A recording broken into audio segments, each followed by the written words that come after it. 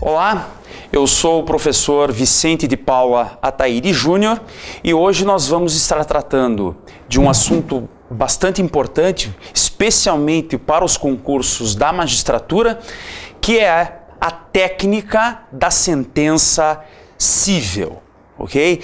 As principais informações e revisões de conteúdos que são importantes para enfrentar essa que é uma das provas ou uma das fases mais complexas e difíceis dos concursos da magistratura estadual, federal e até mesmo da magistratura trabalhista. Ok? Eu começo apenas relembrando que os atos do juiz, segundo o artigo 162 do Código de Processo Civil, são classificados em 3 categorias, você bem se recorda. Nós temos as sentenças, as decisões interlocutórias e os despachos. Os despachos são atos de mero impulso processual, cujo conteúdo inclusive pode ser delegado aos servidores, passando a se tornar atos ordinatórios, sempre supervisionados pelo juiz, e que, em função de não possuírem um conteúdo valorativo decisório propriamente dito, os despachos, você lembra, são irrecorríveis. Numa categoria acima, nós temos as decisões interlocutórias, que, segundo o artigo 162, parágrafo 2º, são aqueles atos que resolvem uma questão incidental no curso do processo. A grande marca da decisão interlocutória é que ela é proferida no curso do processo, de maneira que jamais uma decisão interlocutória poderá ensejar a extinção do processo com ou sem resolução de mérito. Contra as decisões interlocutórias no juízo comum, é cabível o recurso de agravo do artigo 522, preferencialmente, como regra, o agravo retido e, excepcionalmente, nas hipóteses previstas em lei, o agravo de instrumento, sempre lembrando que nos juizados especiais a regra é outra, é a irrecorribilidade das decisões interlocutórias em separado. E o que nos interessa mais de perto são as sentenças. O conceito de sentença mudou pelas reformas processuais de 2005. O novo conceito de sentença está no artigo 162, parágrafo 1º, que estabelece: sentença é o ato do juiz que implica alguma das situações previstas nos artigos 267 e 269 desta lei. Sentença é o ato do juiz que implica alguma das situações previstas nos artigos 267 e 269 do Código de Processo Civil. Veio para substituir o conceito anterior que previa que sentença era o ato do juiz que extinguia o processo com ou sem julgamento do mérito. Hoje, o conceito de sentença é determinado pelo seu conteúdo. Se o conteúdo do ato judicial está previsto ou no artigo 267 ou no artigo 269, você vai classificar esse ato judicial como sentença, sujeita, como você já sabe, ao recurso de apelação. Muito bem. Para falar da técnica da sentença cível, inicialmente nós temos que recordar também que as sentenças em geral, elas devem obedecer a requisitos formais estabelecidos em lei. No caso da sentença cível, esses requisitos são previstos no artigo 458 do Código de Processo Civil, 458, que estabelece: são requisitos essenciais da sentença. Primeiro, o relatório, que conterá os nomes das partes, a suma, o resumo do pedido e da resposta do réu, bem como o registro das principais ocorrências havidas no andamento do processo, o relatório. Segundo, os fundamentos em que o juiz analisará as questões de fato e de direito, a fundamentação ou motivação da sentença. E por último, inciso 3 do 458, o dispositivo em que o juiz resolverá as questões que as partes lhes submeterem. Então nós sabemos bem que toda sentença, em regra pelo Código de Processo Civil, artigo 458, a sentença deve conter relatório, fundamentação ou motivação e dispositivo onde estará contida a decisão propriamente dita. Lembrando que no âmbito dos juizados especiais, o relatório pode ser dispensado. E lembrando também que nas provas da magistratura, via de regra, o mais comum é que a própria questão dispense o relatório. Mas eu oriento, o candidato deve se acercar, deve conferir se a questão efetivamente dispensa o relatório. Se ela nada falar a respeito da dispensa do relatório, é claro que o candidato deverá produzir um relatório, ainda que sucinto, tratando do resumo da petição inicial, dizendo qual é o pedido formulado pelo autor, tratando das respostas do réu, especialmente a contestação, apresentando com isso ambas as versões das partes, falando de eventuais provas que foram produzidas e finalizando o relatório com aquelas expressões que são comuns, né? Como conclusos, vieram-me os autos para a sentença. É o relatório. Né? Mas, de fato, grande parte, se não quase todos os concursos da magistratura realmente dispensam a produção do relatório, mas eu insisto, o candidato deve verificar a questão para se certificar que a prova de sentença cível realmente dispensa o relatório. Se ela não dispensar expressamente, é necessário produzir o relatório, porque é requisito essencial de toda sentença, a não ser que se trate de sentença produzida no âmbito dos juizados especiais cíveis, sejam estaduais, sejam federais, sejam da fazenda pública, municipal e estadual. Muito bem. Eu gostaria também de relembrar com vocês neste aspecto, portanto, que quando nós vamos falar de técnica de sentença cível, a sentença cível que você vai produzir para a prova do concurso vai conter, portanto, em essencial, a fundamentação, que é onde o candidato será avaliado nos seus conhecimentos não só de processo civil, mas em especial do direito material, do direito civil, do direito tributário, do direito previdenciário, enfim, da parte do direito material que a banca examinadora escolheu para produzir a questão de sentença cível. E, evidentemente, o dispositivo que tem em cada tipo de sentença suas peculiaridades. Uma sentença de uma ação indenizatória terá suas peculiaridades.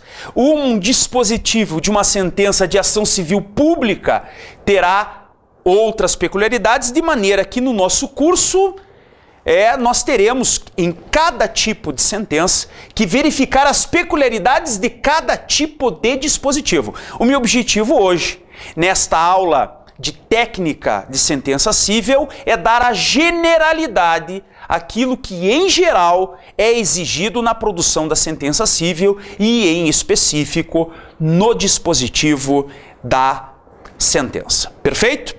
Bem, também é necessário para bem abordar a técnica da sentença civil, fazer uma recordação a respeito de dois temas imprescindíveis da teoria geral do processo. O tema relativo a pressupostos processuais e a condições da ação, que sempre, eu digo sempre, serão exigidas do candidato à magistratura, nos concursos da magistratura, no momento da sentença civil. Então, eu começo revendo com vocês a teoria dos pressupostos processuais. Este tema, pressupostos processuais, é uma elaboração que diz respeito à relação jurídica processual. Nós sempre lembramos que a teoria ainda hoje mais aceita é aquela que considera que o processo é uma relação jurídica processual de direito público, independente, separada da relação jurídica de direito material, graças aí às obras iniciais de Oscar von Bülow. Você se recorda bem disso. Pois bem, estes pressupostos processuais, eles recebem uma variedade de classificações. A doutrina traz inúmeras possibilidades. Determinados doutrinadores fazem uma lista de pressupostos processuais, outros apresentam outra lista. As classificações são variadas. De maneira que eu vou apresentar uma dessas classificações que permite, ao meu ver, uma melhor memorização para que o candidato fixe esta classificação e leve para o momento da prova, já que o Código de Processo Civil, que você vai utilizar no momento da prova, ele não traz uma lista, um catálogo dos pressupostos processuais, muito embora, é importante que se diga, o artigo 300 do Código de Processo Civil, ele é um bom indicativo de pressupostos processuais. O artigo 300, você bem lembra, acompanhe comigo no teu Código de Processo Civil, é o elenco das preliminares processuais que devem ser arguidas pelo réu na contestação. São 11 ou 12 incisos do artigo 300 e todos eles, com exceção do inciso 10, são pressupostos processuais. Então, na eventualidade de você não se recordar da nossa classificação doutrinária, abra o Código de Processo Civil no artigo 300, que lá você vai encontrar uma lista de pressupostos processuais, muito embora não submetidos a nenhuma classificação, é apenas uma lista de preliminares que caracterizam, de fato, pressupostos processuais, à exceção do inciso 10 do artigo 300, carência de ação, que você bem sabe é tema ligado a condições da ação, ok? Pois bem, esses pressupostos processuais, eles devem estar presentes para que a relação jurídica de direito processual seja válida.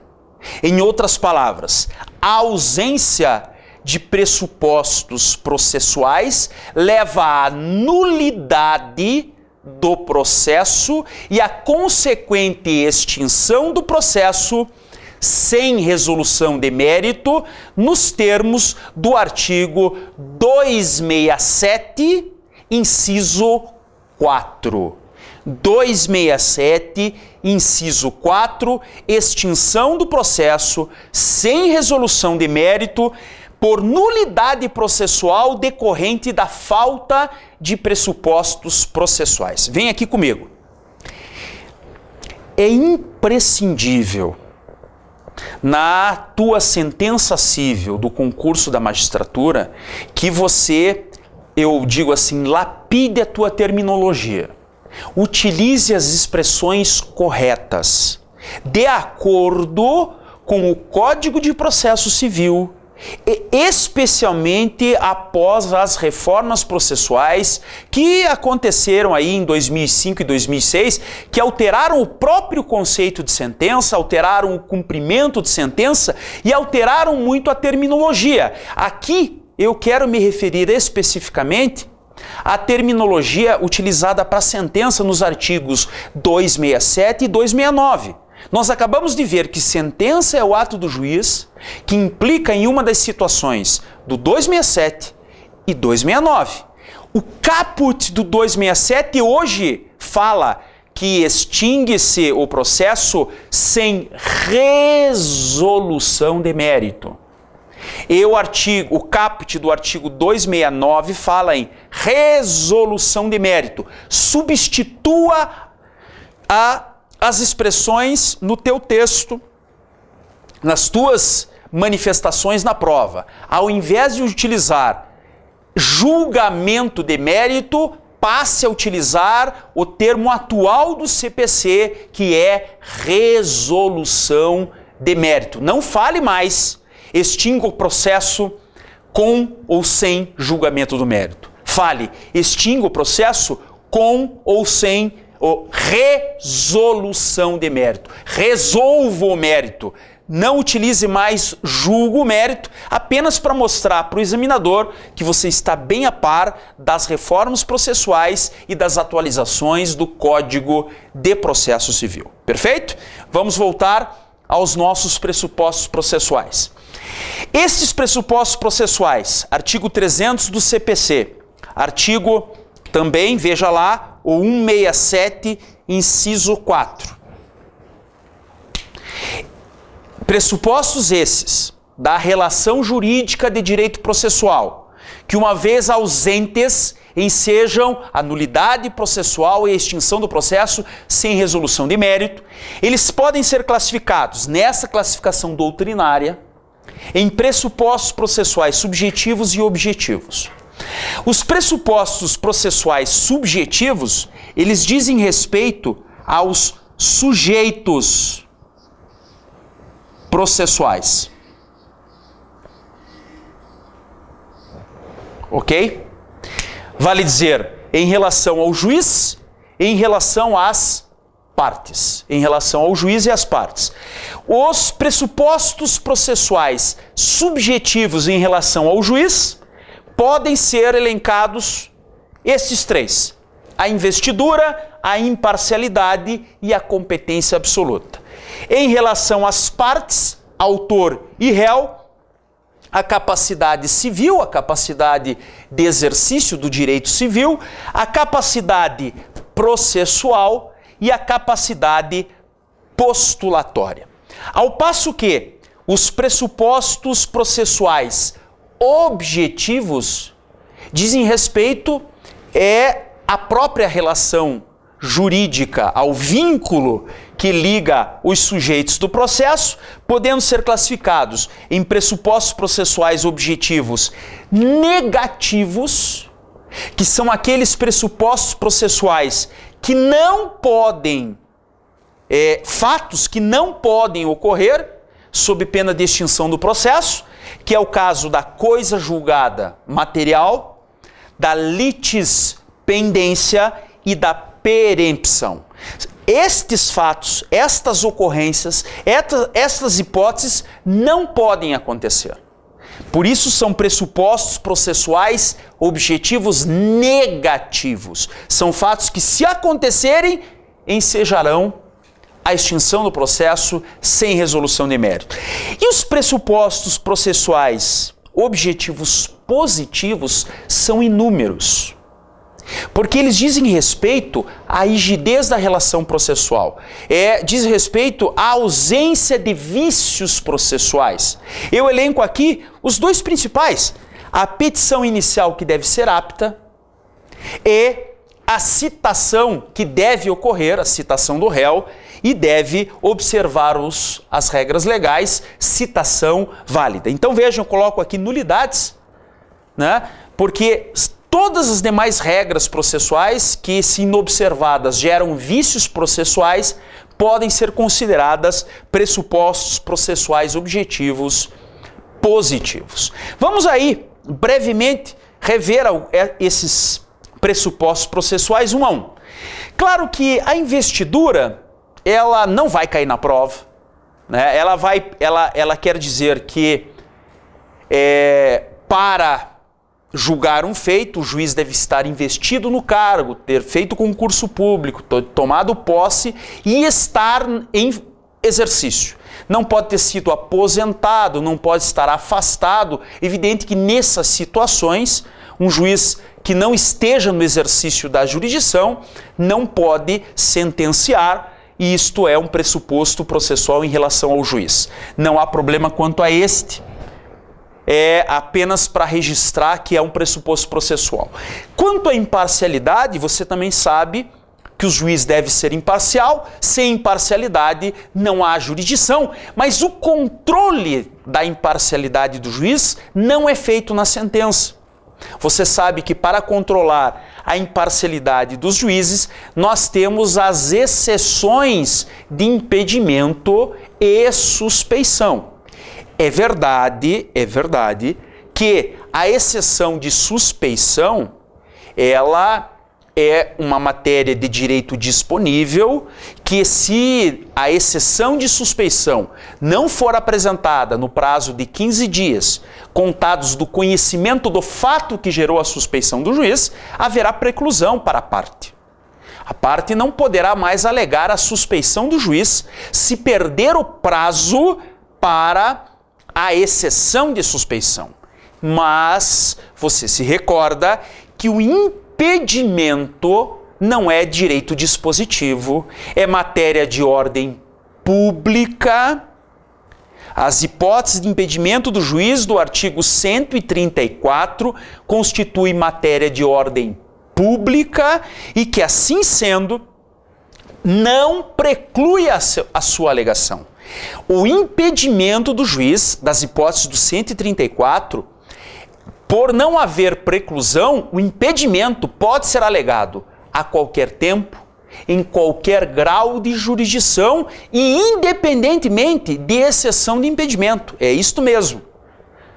Ainda que a parte apresente a exceção de impedimento fora do prazo, esta alegação de impedimento tem que ser conhecida. É claro que o juiz de primeiro grau, você bem lembra, pode se autodeclarar, deve se autodeclarar impedido, mas se não o fizer, apresentada a exceção de impedimento, quem vai julgar a exceção de impedimento será o tribunal a que está submetido o juiz, não é matéria propriamente para a sentença, de maneira que imparcialidade, impedimento, suspeição não vai cair na prova como preliminar processual. Agora, aqui sim, a terceira, eu coloco um asterisco, tomem cuidado, a competência absoluta. A competência absoluta, as regras de competência absoluta constituem pressuposto processual. Este pressuposto processual pode e é bastante comum a alegação da incompetência absoluta. A incompetência absoluta, acompanhe comigo, a incompetência absoluta ela é marcada por ser uma regra cogente e que, desta forma, os juízes devem reconhecer a incompetência absoluta de ofício a qualquer tempo e qualquer grau de jurisdição. A incompetência absoluta, inclusive, pode ser matéria de ação rescisória. Se alegar pela primeira vez incompetência absoluta em ação rescisória é possível. Então, é um argumento bastante importante e é muitíssimo comum nas provas de sentença. É necessário revisar os conteúdos de competência, especificamente a competência absoluta, para fazer a prova de sentença cível. Lembre, a incompetência relativa não deve ser reconhecida de ofício, a não ser que se trate de sentença em juizado especial, né? a incompetência relativa, a territorial, só pode ser conhecida de ofício no âmbito dos juizados especiais, porque assim autoriza a Lei 9.099. Fora de juizado especial, não se admite que o juiz declare de ofício a incompetência relativa, a incompetência territorial. Nós temos a súmula 33 do STJ neste sentido, de maneira que, em sentença, você não vai ter que se preocupar em alegar, reconhecer incompetência relativa. A tua preocupação tem que ser apenas em relação às regras de competência absoluta. E você se recorda quais são essas regras? As regras são regras de competência absoluta, as regras de competência em razão da matéria, a chamada competência funcional ou hierárquica, e a competência em razão da pessoa. A competência em razão da matéria, por exemplo, é a que define a competência da Justiça do Trabalho, artigo 114 da Constituição Federal. Algumas regras de competência em razão da matéria também definem a competência da Justiça Federal, como é o caso, por exemplo, de causas envolvendo disputa sobre direitos indígenas. Esta matéria é de competência absoluta da Justiça Federal. A competência funcional ou hierárquica é definida em determinadas ações, como, por exemplo, a ação civil pública. Existe competência funcional e, portanto, absoluta do juízo do local do dano para processar e julgar a ação civil pública, é competência funcional. E a competência em razão da pessoa é indispensável para a definição da competência civil da Justiça Federal. A maioria das causas de competência da Justiça Federal são definidas em razão da pessoa. E é indispensável nos concursos da magistratura federal ou estadual que você domine bem as regras de competência em razão da pessoa para definir a competência da Justiça Federal. Por quê? Porque você bem se recorda que, claro, se você está fazendo um concurso da magistratura federal, você vai definir a competência da Justiça Federal pelo artigo 109, inciso 1 da Constituição Federal. A maioria das causas cíveis da Justiça Federal, a competência é definida pelo inciso 1 do artigo 109. Mas, mesmo na magistratura estadual, você sabe que a competência da Justiça Estadual é residual. Ou seja, se não é competência da Justiça especializada, eleitoral, trabalhista e militar, competência em razão da matéria, e não for competência da Justiça Comum Federal, artigo 109 da Constituição, você define que a competência será da Justiça Estadual, que é residual, porque não ficou definida a competência dos outros ramos da Justiça. Especificamente para as provas magistratura estadual e federal, é indispensável você dominar a competência da Justiça Federal. Lembre sempre, artigo 109, inciso 1, a Justiça Federal é competente para as causas que tenham como autor, réu ou terceiro, de qualquer forma, em terceiro interveniente, a União, qualquer entidade autárquica federal, como o INSS, o INCRA, o IBAMA, o Banco Central do Brasil, as agências reguladoras federais, como a ANAEL, a Anatel, a ANAC, etc. Incluem-se aí os conselhos de fiscalização profissional, sim, tanto um conselho federal de medicina como um conselho regional de medicina são consideradas autarquias federais e atraem a competência da Justiça Federal se estiverem na ação como autoras, rés ou terceiras. Além da União e das entidades autárquicas federais, não se esqueça das empresas públicas federais, como a Caixa Econômica Federal e os Correios.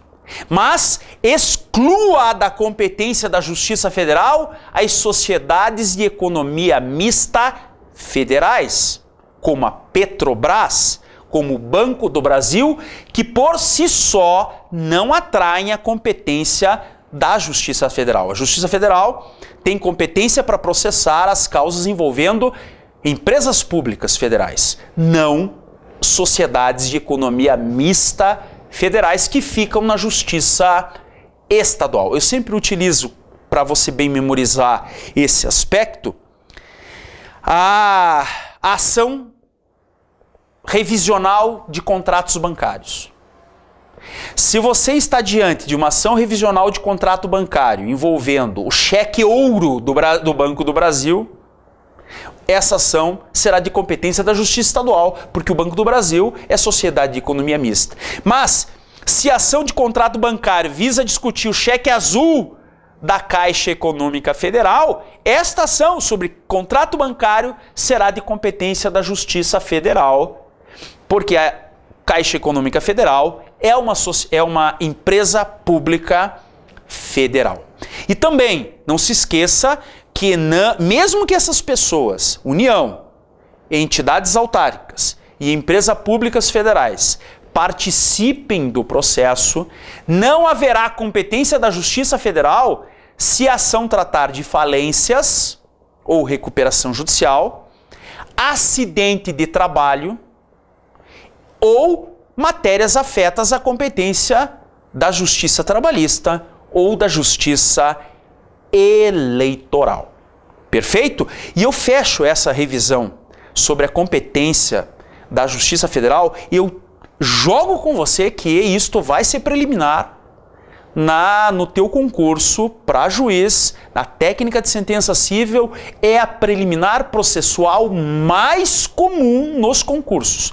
Por isso que você precisa dominar a competência da Justiça Federal, porque a competência da Justiça Estadual é residual. Você tem que eliminar a competência da Justiça Federal para definir a competência da própria Justiça Estadual. E aí eu digo, lembre que existem hipóteses em que se admite a competência federal delegada à Justiça Estadual. Artigo 109, parágrafo 3º da Constituição Federal. É possível uma causa de competência da Justiça Federal ser delegada e ser julgada por um juiz de direito da Justiça Estadual. Muito embora, você lembra, os recursos serão julgados pelo Tribunal Regional Federal da respectiva região, nos termos do artigo 109, parágrafo 4º da Constituição. Mas eu quero relembrar com você os dois requisitos necessários para a delegação de competência federal. Primeiro requisito: lá no domicílio do interessado, do segurado, do autor, não pode haver vara federal instalada. Onde mora o cidadão, não há o interessado na ação, não há vara federal instalada. Esse é o primeiro requisito. Segundo requisito, precisa haver, atenção, precisa haver autorização legal ou constitucional expressa, autorizando a delegação de competência. Não se presume, portanto, a competência federal, a delegação de competência federal à Justiça Estadual. E eu relembro aqui com vocês as duas hipóteses importantes que podem cair na prova. Se concentre apenas nessas duas. A primeira hipótese de autorização da competência federal delegada à Justiça Estadual está na própria Constituição, artigo 109, parágrafo 3º.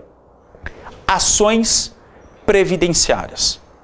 Segurado versus INSS, qualquer que seja o tema. Especialmente benefícios previdenciários do regime geral da Previdência Social, pensão por morte, aposentadoria rural, aposentadoria por tempo de contribuição, auxílio-doença, enfim, todos os benefícios que tenham sido eventualmente negados pelo INSS.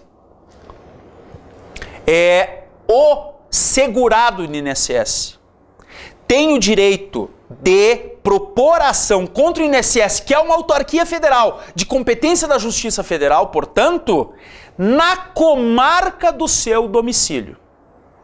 processa o INSS na comarca perante o juiz de direito nas ações previdenciárias com recurso para o TRF da respectiva região. Essa é a primeira e mais frequente situação. Ações previdenciárias, admite-se a delegação da competência federal à Justiça Estadual se não houver vara federal instalada lá no domicílio do segurado.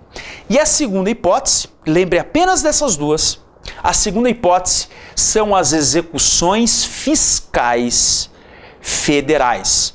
Execuções fiscais da dívida ativa da União e das suas autarquias federais e fundações públicas federais. As execuções fiscais federais também deverão ser propostas pela União, pelas autarquias, pela Procuradoria da Fazenda Nacional, pelas Procuradorias Federais, perante a comarca do domicílio do contribuinte, do executado, se lá não houver vara federal instalada. A autorização legal para as execuções fiscais federais serem propostas na comarca da Justiça Estadual do domicílio do contribuinte está prevista na Lei da Justiça Federal, a Lei 5.010 de 1966. Meus caros, confiem no que eu estou falando. Fora esses dois casos, esqueça. Fora ações previdenciárias e execução fiscal federal, não há delegação da competência federal à Justiça Estadual. Ok? E mais, o Superior Tribunal de Justiça hoje considera que é competência absoluta da Justiça Estadual nessas situações. Vale dizer, especificamente, quero deixar bem claro, nas execuções fiscais. Nas execuções fiscais. Claro, o segurado tem a opção, o segurado do INSS. Ele tem a opção de propor ação previdenciária contra o INSS na comarca do seu domicílio. Mas, se ele achar melhor ir à sede da Justiça Federal, que abrange o seu domicílio, e propor a ação previdenciária contra o INSS na Justiça Federal, ele tem essa escolha. Mas na execução fiscal federal não existe opção para a Fazenda. O STJ tem decidido que é competência absoluta, que a execução fiscal federal deve ser proposta na comarca da Justiça Estadual do domicílio do executado. Não pode o fisco federal propor a execução fiscal na Justiça Federal se o contribuinte for domiciliado em local não abrangido por vara federal. Isso é muito importante que você lembre, é algo recentemente definido pela jurisprudência do Superior Tribunal de Justiça. Perfeito? Bem entendido? Muito bem. Retorne aqui comigo. Este tema, portanto, é pressuposto processual, pode ser analisado de ofício pelo juiz e, portanto, pode estar incluído na sua análise na sentença civil. Do ponto de vista dos pressupostos processuais em relação às partes, a capacidade civil diz respeito à capacidade civil das pessoas. Capacidade civil das pessoas naturais, em especial, definidas pelo direito civil. Para nós importa mesmo a capacidade processual. Aqui você deve ter um cuidado. A capacidade processual é a capacidade de uma pessoa estar sozinha, por si só, diretamente numa ação judicial na qualidade de autor ou de réu. É a capacidade para alguém propor uma ação ou responder uma ação por si só, independentemente de representação ou assistência.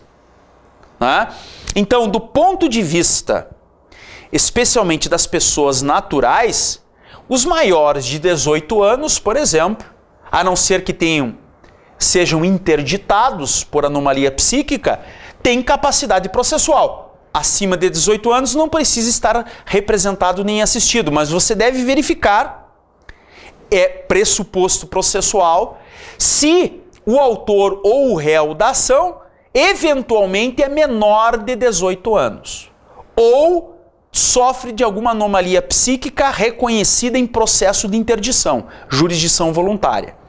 Porque haverá aí a incapacidade processual, que tem que ser conhecida de ofício pelo juiz a qualquer tempo e grau de jurisdição, sendo que os menores de 16 deverão estar representados pelos pais ou por tutor, e os relativamente incapazes de 16 até 18 deverão estar assistidos pelos seus pais ou eventualmente por um tutor legalmente e judicialmente estabelecido. Claro que, eventualmente, um maior de 18 anos também pode não ter capacidade processual caso seja interdito, tenha sido interditado por anomalia psíquica, e na interdição é que vai se definir se a incapacidade é absoluta ou relativa, se exigirá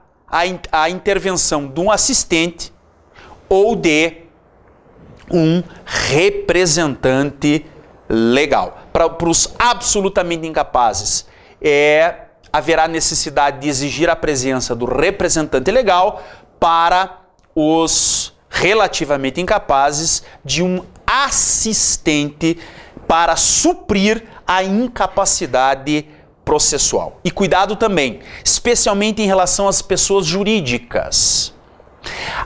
O Código de Processo Civil, no artigo 12, reconhece capacidade processual a determinados entes sem personalidade jurídica. Você lembra que as pessoas jurídicas de direito privado em geral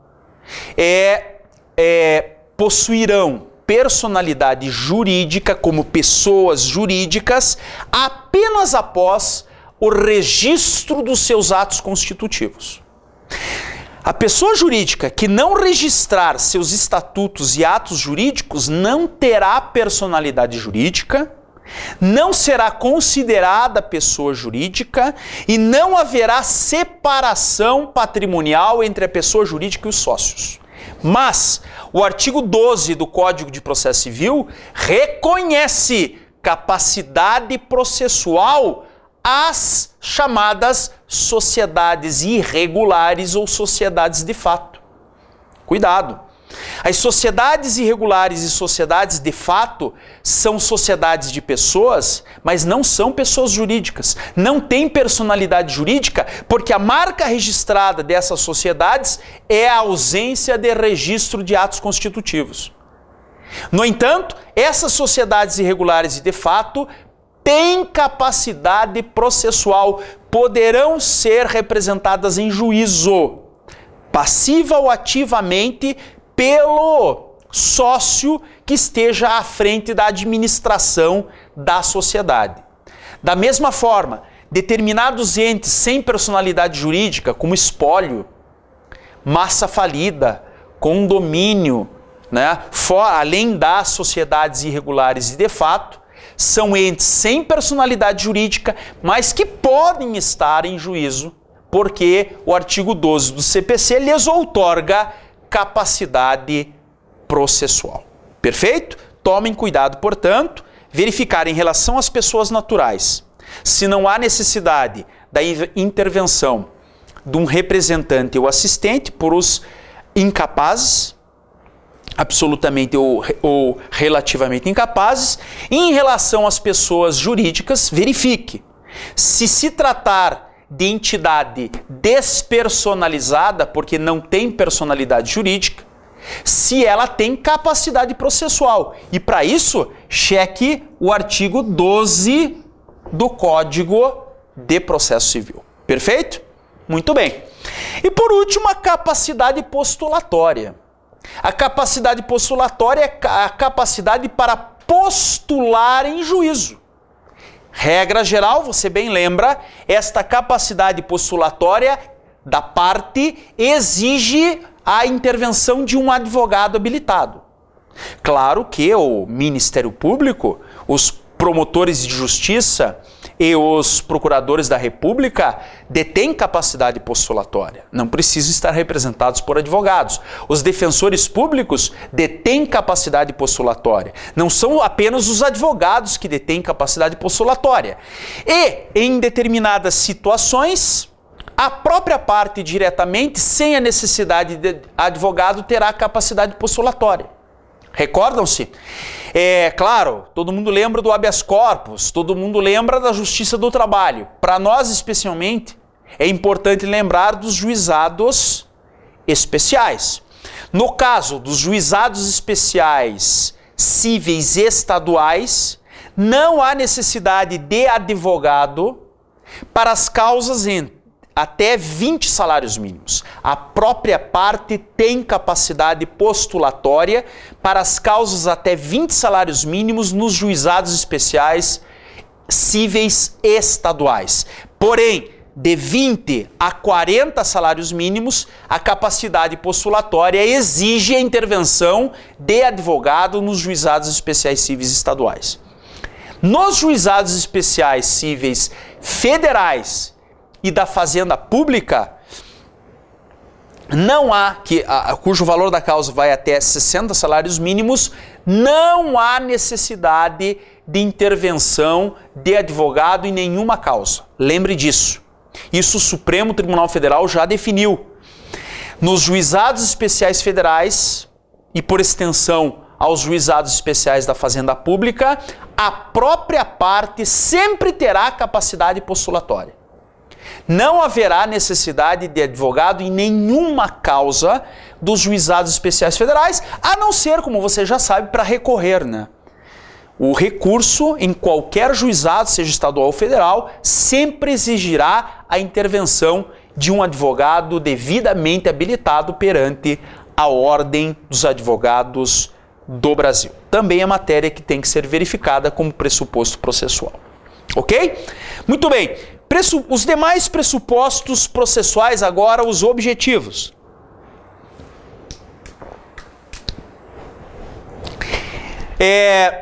Os pressupostos processuais objetivos negativos, a coisa julgada e a litispendência em primeiro lugar.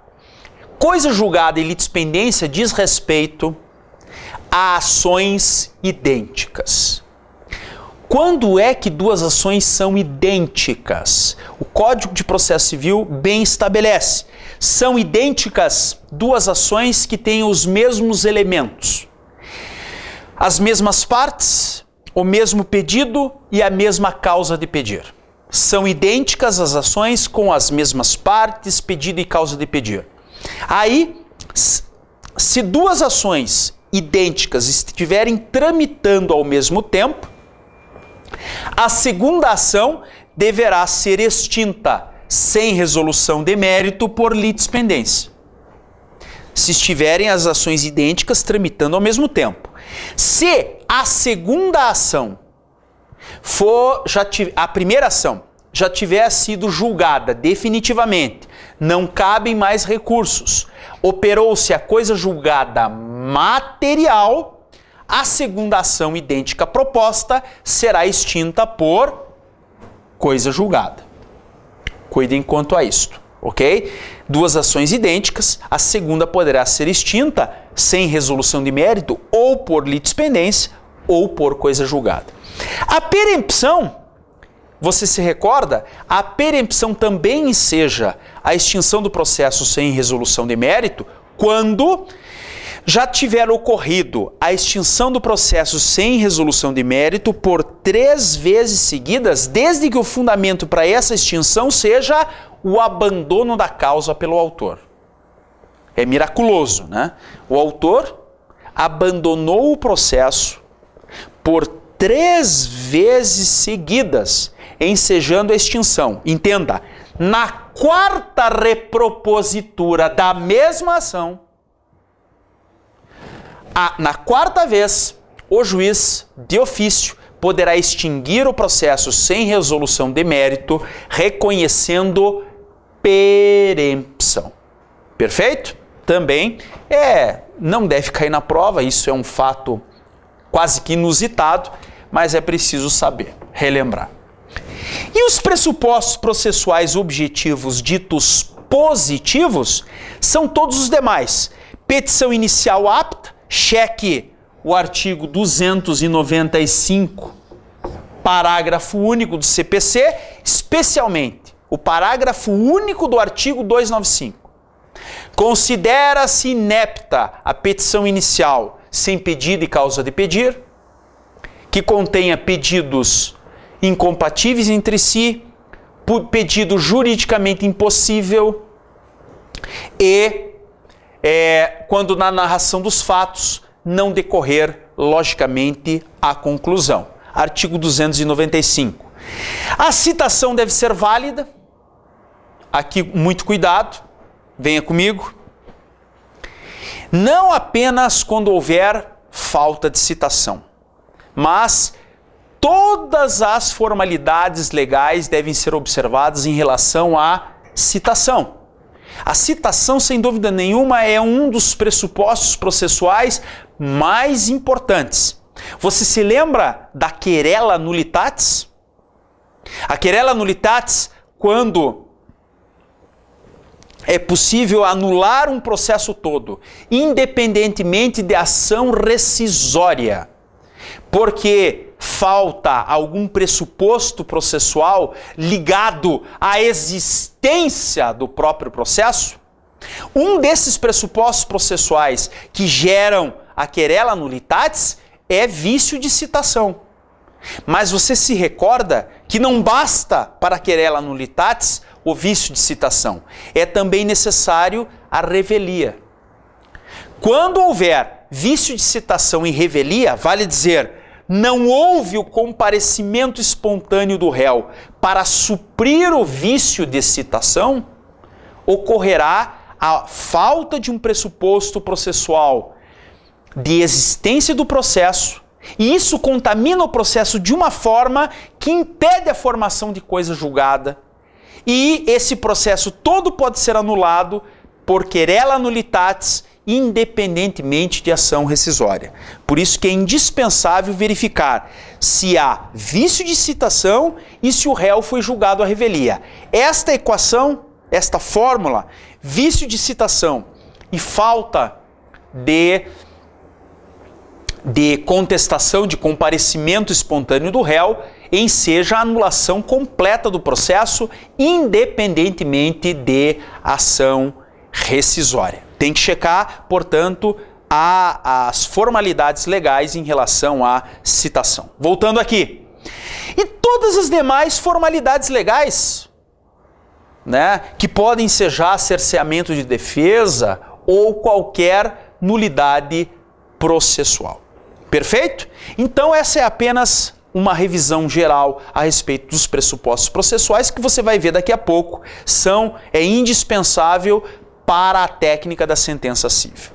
Eu aproveito também esta nossa revisão inicial para trabalhar um outro conceito indispensável, bastante indispensável para a técnica da sentença civil, que é a revisão também de direito processual em relação a condições da ação. As condições da ação. Brevemente, você se recorda que as condições da ação, de acordo com a teoria de Enrico Túlio Liebmann, são três. A possibilidade jurídica do pedido,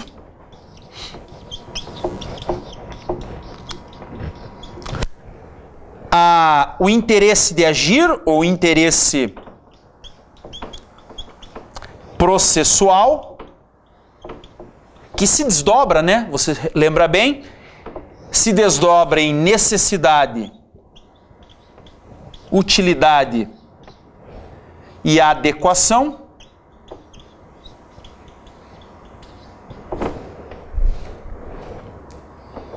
E a legitimidade ativa e passiva, ordinária e extraordinária.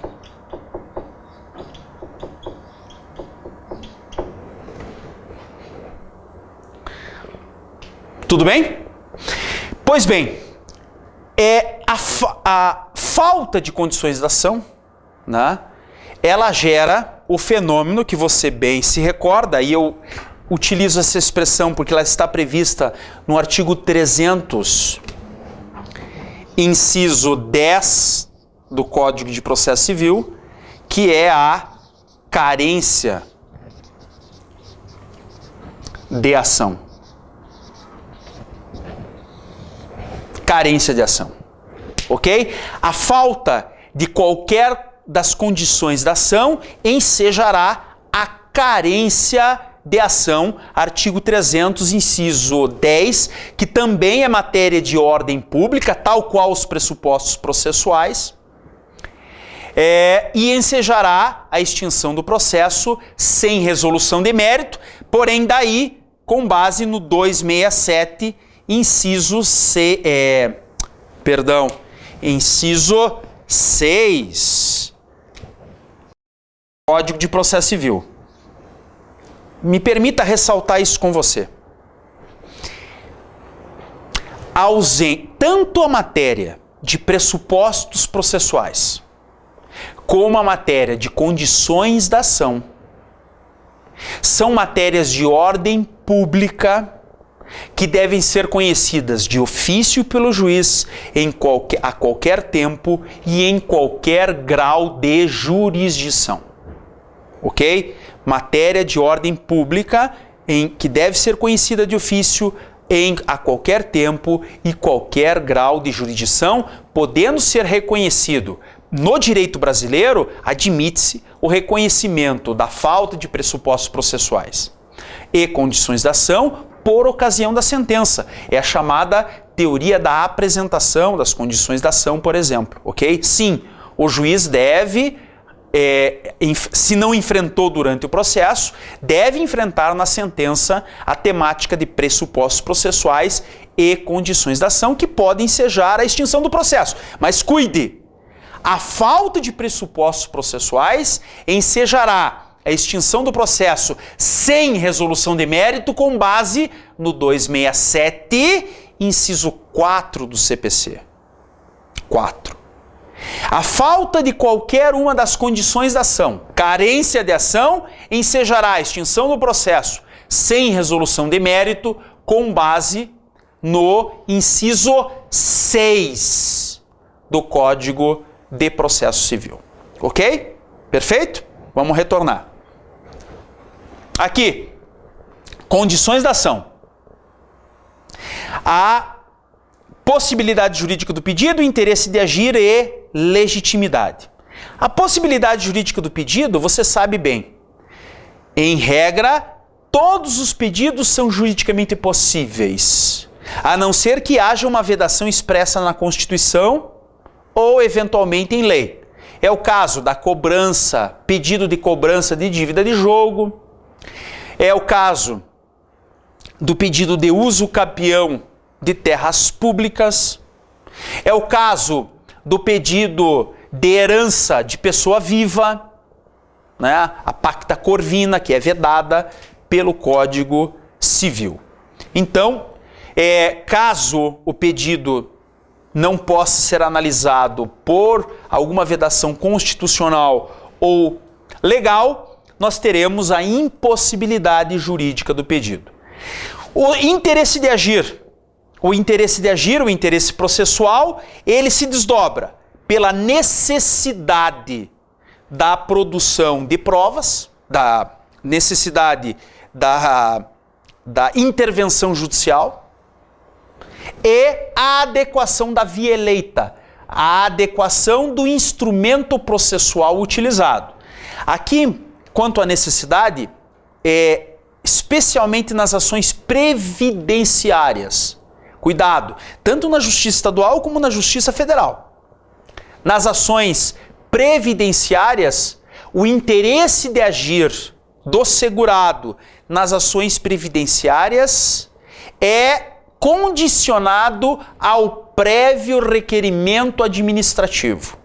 É necessário, para ajuizar uma ação previdenciária, que o segurado antes tenha feito previamente um requerimento administrativo perante o INSS.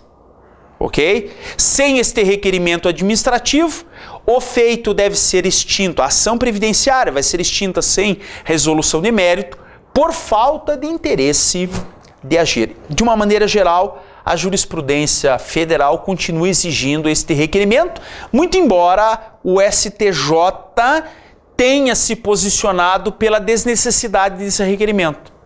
Mas, de uma maneira geral, este requerimento na jurisprudência federal continua sendo exigido. E a adequação da via eleita. Né? Não basta ter necessidade da intervenção jurisdicional se o meio utilizado para perseguir o direito não for adequado. A pessoa utiliza um mandado de segurança para cobrar dívidas atrasadas. A própria lei do mandado de segurança diz que não é cabível o mandado de segurança para prestações pretéritas. Portanto, o mandado de segurança é a via eleita do mandado de segurança é inadequada, haverá extinção do processo sem resolução de mérito por falta de interesse de agir. Toda vez que a parte utilizar o remédio processual, o instrumento processual inadequado, haverá falta de interesse de agir. E a legitimidade? A legitimidade passiva e ativa também é indispensável para a propositura da ação, e nós lembramos basicamente esses dois tipos de legitimidade, a legitimidade ordinária e a legitimidade extraordinária. A regra é a legitimidade ordinária, vale dizer, a defesa de um interesse próprio em nome próprio. Numa ação de cobrança, tem legitimidade ativa o credor,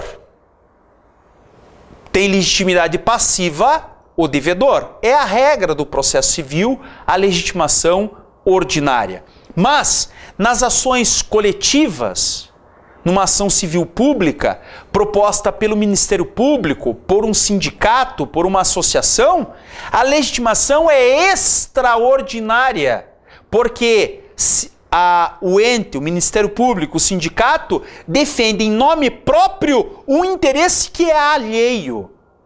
Sempre que houver a defesa em nome próprio, como autor ou réu, de um interesse alheio, de um interesse de terceiro, o direito é de terceiro, a legitimação é extraordinária. E cuidado, só se admite a legitimação extraordinária quando houver expressa autorização legal ou constitucional. Os sindicatos têm legitimidade extraordinária deferida pela Constituição, salvo engano, artigo 8º da Constituição defere legitimação extraordinária aos sindicatos. Os sindicatos são substitutos processuais. Né? Essa expressão é bem ligada à legitimação extraordinária. O sindicato é substituto processual, é ele que entra com a ação coletiva para a defesa dos direitos dos seus sindicalizados ou da categoria profissional do sindicato. Né? Lembre, o direito material não é do sindicato. O direito material é dos substituídos, dos trabalhadores, dos sindicalizados, enfim. O substituto processual é o autor da ação, mas não é dele o direito material. O direito material é dos substituídos. E os substituídos não são parte na ação, lembre disso. Nas ações coletivas, nas ações civis públicas, os substituídos não são parte. Tanto é que eles podem ajuizar ações individuais ao mesmo tempo da existência de uma ação coletiva. Perfeito? Lembre bastante disso. A falta de legitimidade ativa ou passiva ensejará o reconhecimento da ilegitimidade e, portanto, carência de ação, falta de condições da ação e extinção do processo sem resolução de mérito. Perfeito? Muito bem. Essa revisão geral das condições da ação e dos pressupostos processuais para que nós possamos aí nos habilitarmos a começar a tratar propriamente aí da redação da sentença que vai te fazer ser juiz federal, estadual, eventualmente aí juiz do trabalho, a técnica da sentença civil. Nós vimos no começo da nossa aula que toda sentença deve ter relatório, fundamentação e dispositivo. As sentenças, apenas as sentenças dos juizados especiais é que não precisam conter relatório. Mas nas provas dos concursos públicos, como eu disse, via de regra, não há exigência do relatório. Então você vai começar dizendo, é o relatório. É o relatório. Vai começar a partir daqui a tua sentença. Você não vai fazer o relatório porque foi dispensado o relatório, é o relatório. A primeira parte da tua sentença será, portanto, a fundamentação. O relatório for dispensado, começaremos com a fundamentação e vamos fechar com o dispositivo. Aqui, por favor, uma recomendação inicial. Lembrem, é claro que você tem lá 4, 5 horas para fazer a sentença civil. É evidente, o nervosismo faz parte da prova, mas você deve lembrar, existe um examinador que vai ler a tua sentença civil. E quanto mais conforto visual o examinador tiver, maiores serão as tuas chances. Pense do ponto de vista do examinador corrigindo, lendo a tua prova de sentença. Uma prova cheia de garranchos, me permita a expressão, cheio de borrões, desorganizada, um texto só. Isto vai conspirar contra você. Ajude a você mesmo fazendo um texto sentencial limpo, claro, organizado, com uma letra, sempre que possível, caprichada, para dar conforto visual para que o examinador corrija a tua sentença civil, não tendo problemas de compreensão. Ele tem que saber o que você quer dizer com a tua sentença. Então é indispensável caprichar na redação e, sobretudo, organizar a tua sentença civil em tópicos bem separados. Numere cada tópico. Nós vamos fazer essa exposição assim, né?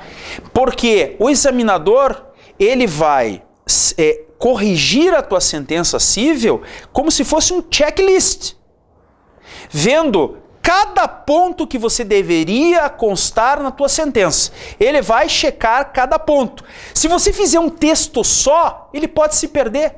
Ele pode, de repente, passar os olhos e não verificar aquele ponto que você deveria, aquela preliminar, aquela prescrição, aquele tema que deveria ser abordado e você não abordou. Se você, por outro lado, faz uma sentença organizada, dividida por tópicos bem numerados, você vai facilitar a correção e vai cair na simpatia do examinador. Meus caros, é indispensável isto. Organize o texto da tua sentença, separe ela por tópicos, e aí o primeiro tópico é a fundamentação, é o número 1. Né? Seria o relatório, mas o relatório foi dispensado. O número 1 é a fundamentação. Destaque bem, fundamentação. Dentro da fundamentação é o 1.1 será dedicado às preliminares processuais.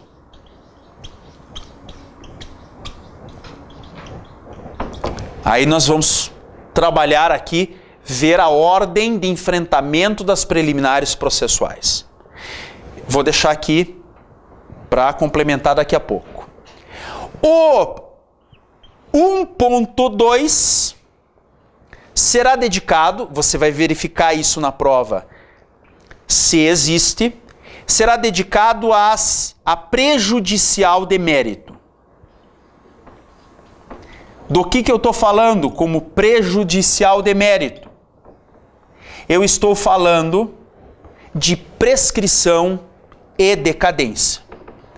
Tópico separado para analisar prescrição e ou decadência. Atenção, vem aqui comigo. Meus caros, aqui é um ponto de honra para a tua sentença civil. Você bem sabe, mas eu recordo, faço questão de recordar com você. Prescrição e decadência é matéria de mérito.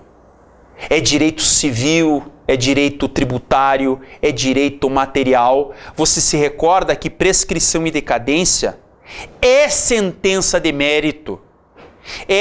Está prevista no 269, inciso 4. Então, aqui é para deixar claro, prescrição e decadência não é preliminar processual. Se você incluir prescrição e decadência na lista de preliminares processuais, esqueça. Está abortado o teu projeto de ser juiz. O examinador vai ver isso, é quase que uma heresia jurídica para uma sentença civil. Né? Prescrição e decadência é mérito, tem que ser analisado no mérito, e não dentre as preliminares processuais que dizem respeito a direito processual. É um erro crasso, é um erro grosseiro que vai contaminar definitivamente a tua prova. Mas, como faz parte do mérito, mas não é o mérito propriamente dito, você tem que separar do mérito propriamente dito. Então, você abre um tópico separado após as preliminares processuais para tratar de prescrição e decadência. Vamos ver aqui. E o último tópico, 1.3, bem separadinho, pule pelo menos uma linha entre cada um, pule uma linha da fundamentação para as preliminares, deixa assim o texto bem organizado, né? Com os títulos bem destacados, pode colocar uma letra maiúscula, um sublinhe, para dar conforto visual ao corretor. E o 1.3, o mérito propriamente dito.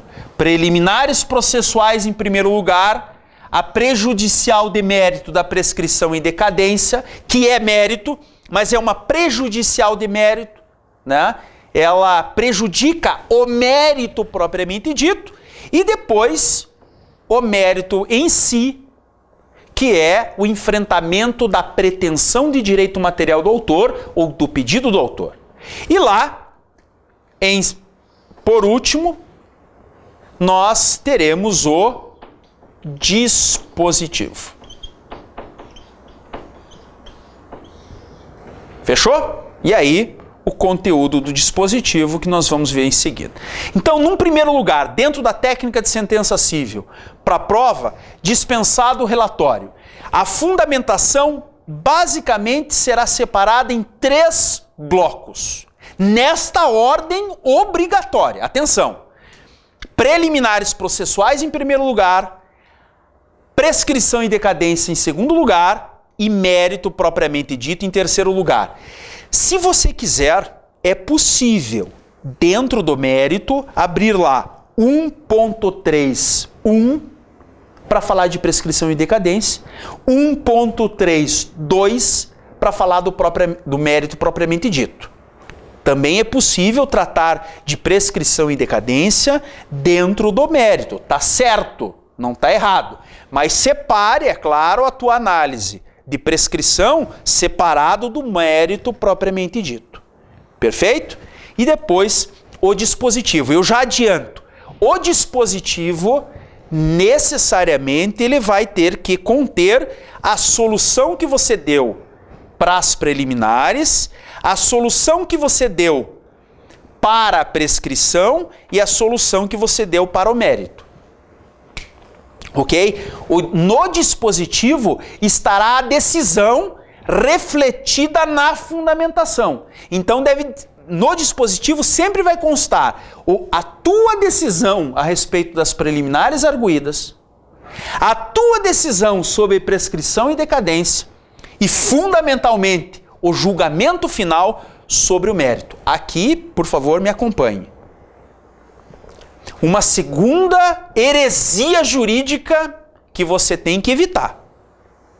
Lembre, em relação ao mérito propriamente dito, você julgará procedente ou improcedente o quê? O pedido. Se você colocar na tua sentença, julgo procedente ou improcedente a ação, dançou. O examinador vai ver ali a expressão ação e vai ver que você não tem muita intimidade com o direito processual. A ação é um direito abstrato e autônomo. O juiz não julga a ação, a não ser que ele reconheça carência de ação, né? Mas quando ele julga o mérito, ele julga o pedido, porque é no pedido que está a pretensão de direito material. Então lembre-se, julgo procedente o pedido para condenar, declarar, anular. Julgo improcedente o pedido. Nunca dizer julgo procedente a ação ou julgo improcedente a ação. Isto é erro grosseiro na técnica de sentença. Fechou? Retorne comigo.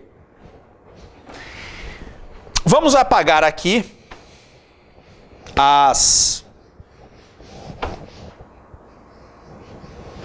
os demais tópicos da sentença e vamos nos concentrar em relação ao primeiro tópico, preliminares processuais. Muito bem, abriu a fundamentação, primeiro tópico, preliminares processuais. Não tenha dúvida. Toda questão de sentença civil, ela traz alguma preliminar processual arguída especialmente pelo réu. Mas cuidado que, eventualmente, o autor pode trazer alguma preliminar processual por ocasião da réplica, da impugnação à contestação. Leia a questão inteira antes de começar a redigi-la. Aliás, venha comigo. É indispensável para o teu sucesso na prova de sentença civil que você, antes de começar a redigir a questão, você primeiro leia a questão por completo, às vezes ela é bastante extensa, e faça um esboço dos tópicos da sentença como eu acabei de apresentar. Sim, você tem que decidir antes para depois começar a redigir a questão. Porque senão você pode querer voltar atrás num determinado momento e aí vai ter que borrar a prova e isso não vai ser bom para você. Primeiro lugar, leia a questão e faça um esboço. Quais preliminares processuais são citadas na prova? Primeiro eu tenho que enfrentar incompetência, depois eu vou ver legitimidade, etc. Em segundo lugar, tem alguma arguição de prescrição e decadência? Opa, tem ali, está falando de prescrição, eu vou enfrentar a questão de prescrição. E por último, você vai ver as questões de mérito e vai se perguntar, o que é que eu tenho qual vai ser a minha decisão a respeito desse tema? E aqui, uma dica fundamental para você. Por favor, meus caros candidatos a juízes, vocês não estarão produzindo uma sentença como juízes. Na prova do concurso público, vocês estarão fazendo a prova como candidatos. E lembre, o examinador quer avaliar os teus conhecimentos, especialmente da parte de direito material. Em outras palavras, você sempre terá que enfrentar o mérito. De maneira que, atenção, jamais você vai acolher uma preliminar processual ou de prescrição que resulte na extinção do processo. Porque se resultar na extinção do processo, você não vai analisar o mérito. Não vai julgar procedente e improcedente. E o examinador não quer esta resposta. Então essa é uma dica fundamental. Você vai enfrentar as preliminares, mas de maneira que a repelir essas preliminares e poder com isso analisar o mérito. Você não vai poder jamais reconhecer uma prescrição que te impeça de analisar o pedido propriamente dito, entendeu? Isso é fundamental. É fundamental. Isso é uma dica de como fazer as tuas decisões. Você vai analisar cada uma das preliminares, vai analisar prescrição, mas de forma que nunca possa haver um impedimento à análise do mérito. Sempre você vai analisar o mérito.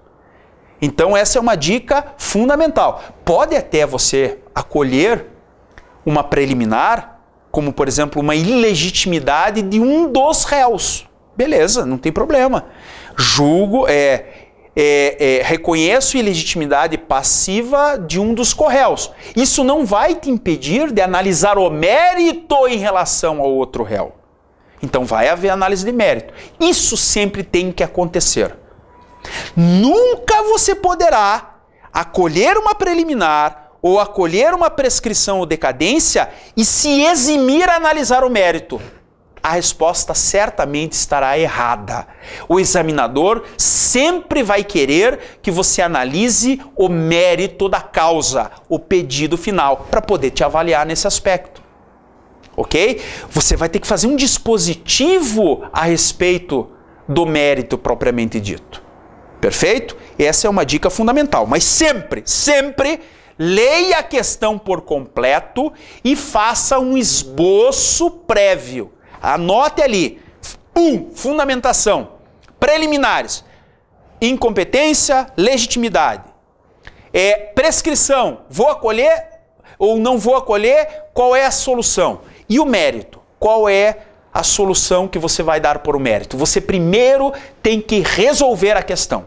Tem que se decidir. Tem que fazer um esboço para depois então começar a redigir. Somente assim é que você vai evitar errar ou voltar atrás no momento da prova e isso vai dar rasura, vai dar borrão. Isso não é bom para você. Isso é fundamental para o teu sucesso na prova de sentença.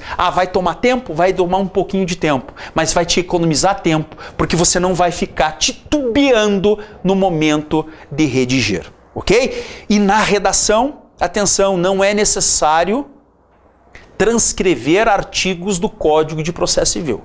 Você vai estar com o Código de Processo Civil, com o Código Civil, com o Vademecum, mas não transcreva artigos legais. Súmulas até é interessante, se você lembrar delas e puder utilizar, né?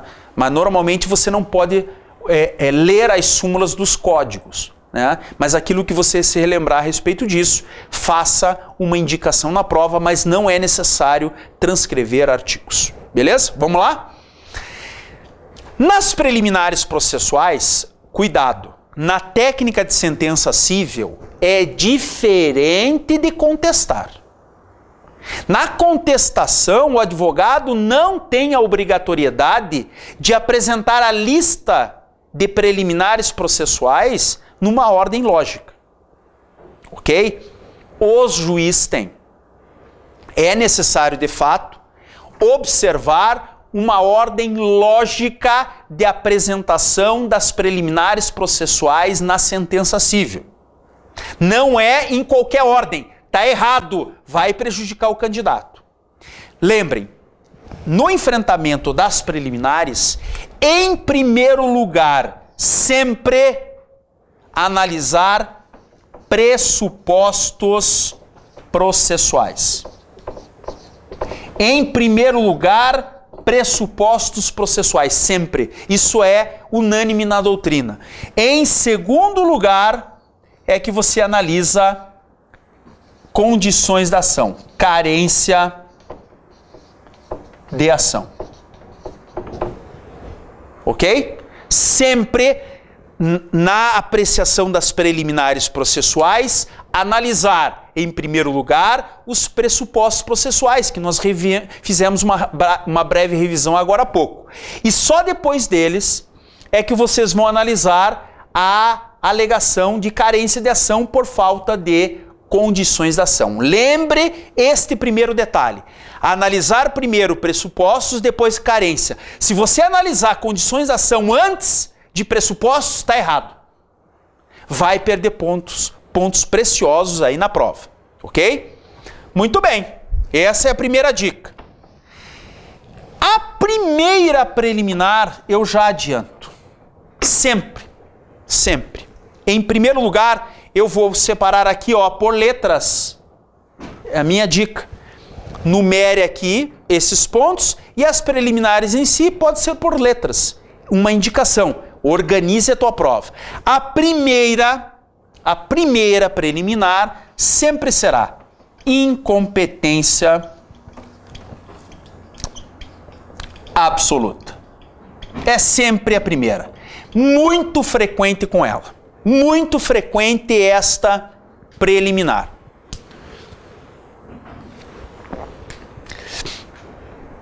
Ok? Nós estamos analisando sempre em primeiro lugar os pressupostos processuais e esta é sempre a primeira preliminar a ser arguída.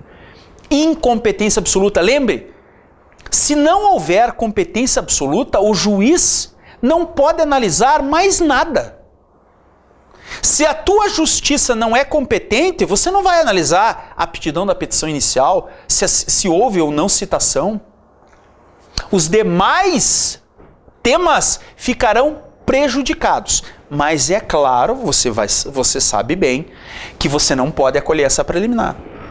Você vai enfrentar e vai afastar a alegação de incompetência absoluta. Porque se você acolher essa preliminar, acabou a sentença. Terminou a sentença, vai remeter os autos para a justiça competente e não será isto que o examinador vai querer que você faça. Então, é a primeira preliminar a ser enfrentada. Conhecimentos a respeito da competência da Justiça Federal é muito importante, artigo 109 da Constituição, mas você deverá rejeitar a preliminar. Você faz o primeiro parágrafo dizendo qual é a alegação de incompetência absoluta. Você, num segundo momento, afasta a incompetência absoluta e termina dizendo: rejeito a preliminar de incompetência absoluta, ponto. Muito bem. Passa para a segunda. Claro, existem milhares de possibilidades de preliminares processuais, especialmente no que tange a pressupostos processuais. Mas aqui eu elenco uma segunda bastante comum, inépcia da petição inicial. Se a petição inicial for inepta, haverá extinção do processo sem resolução de mérito, 267, inciso 1, que prejudica também a análise das demais questões atinentes ao processo. Você vai rejeitar também a eventual preliminar de inépcia. A terceira, mais comum, ainda pressupostos processuais, vício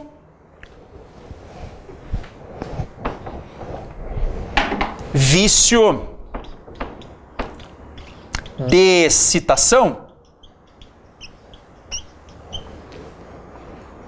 também nesta ordem. Incompetência absoluta, inépcia da petição inicial, vício de citação, também, neste caso, deverá ser afastada a preliminar de qualquer vício de citação, porque se você acolher, haverá extinção do processo e o mérito ficará prejudicado. Não é este o objetivo. Após o vício de citação, analise os pressupostos processuais negativos que dependem da citação, como coisa julgada, litispendência, e perempção.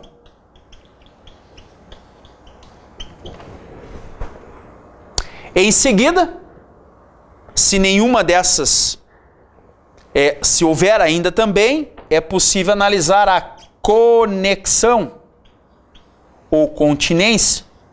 Sim, a conexão e continência só vem depois dos demais, porque as demais preliminares, elas prejudicam a análise da conexão. Na conexão, o juízo é competente, mas por haver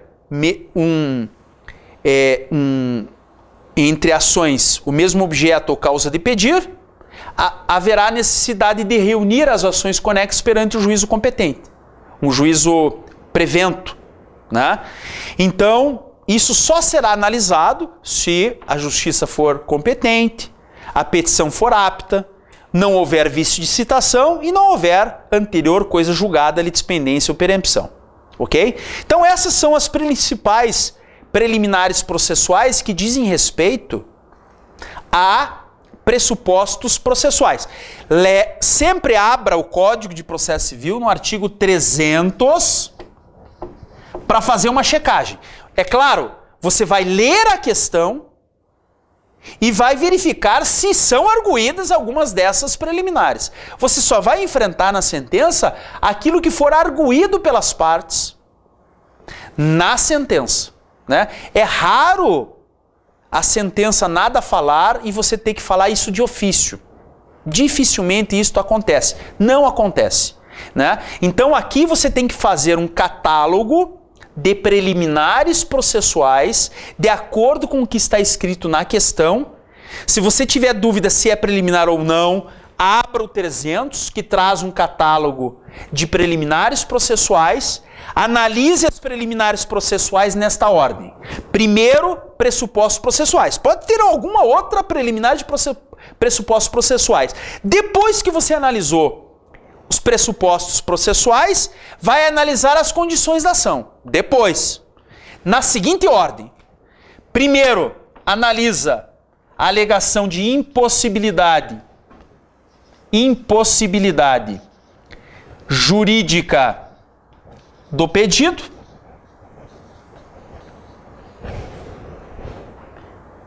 A seguir, A, B, C, D, F, G.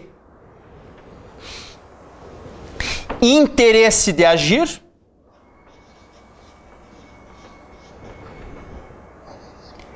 E deixe por último, eventual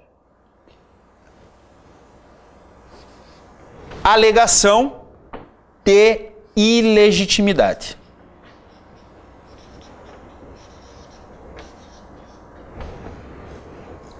Ok? Nesta sequência. No enfrentamento das condições da ação, primeiro, impossibilidade jurídica do pedido, depois, interesse de agir e apenas por último, ilegitimidade ativa e ilegitimidade passiva. É necessário seguir esta ordem, que é uma ordem lógica de prejudicialidade das preliminares processuais. E mais uma vez eu repito, você não vai analisar prescrição e decadência neste particular. Perfeito? Aqui não é preliminar processual, prescrição e decadência. Eu acrescentaria aqui ainda também a necessidade, por exemplo, de litisconsórcio necessário. Analise aqui, ó, depois da citação ou neste momento analisar a necessidade da formação de litisconsórcio necessário.